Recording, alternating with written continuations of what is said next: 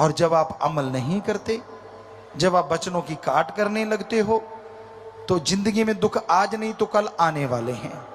फिर उसके लिए भी तैयार रहना। दुख आपने सहेड़े हैं तो फिर भोगने के लिए भी आप अपने आप को तैयार रखो।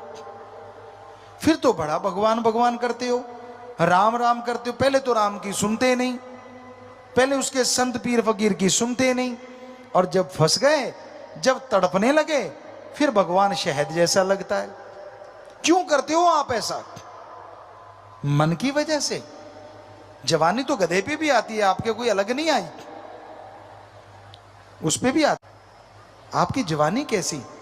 वो जवानी जो सदगुरु के लेखे लगे, अरे वो जवानी जो समाज के भले कामों के लेखे लगे, अरे वो जवानी जो भक्ति इबादत में पल पल गुजारे, उस जवानी के बराबर दुनिया में तीनों लोकों में कोई नहीं होता। उसकी भक्ति अव्वल दर्जे की मंजूर होती है।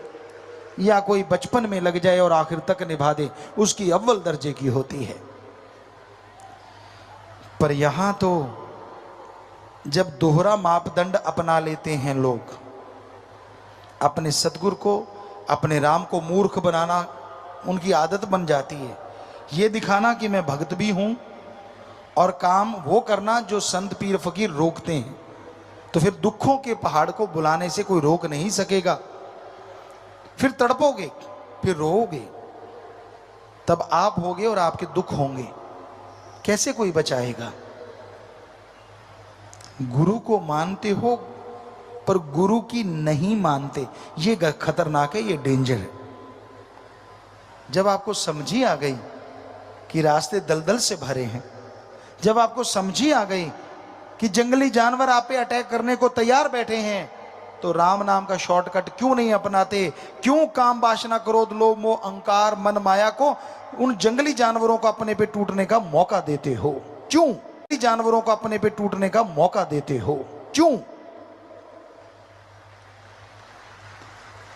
मैं जोश जवानी का,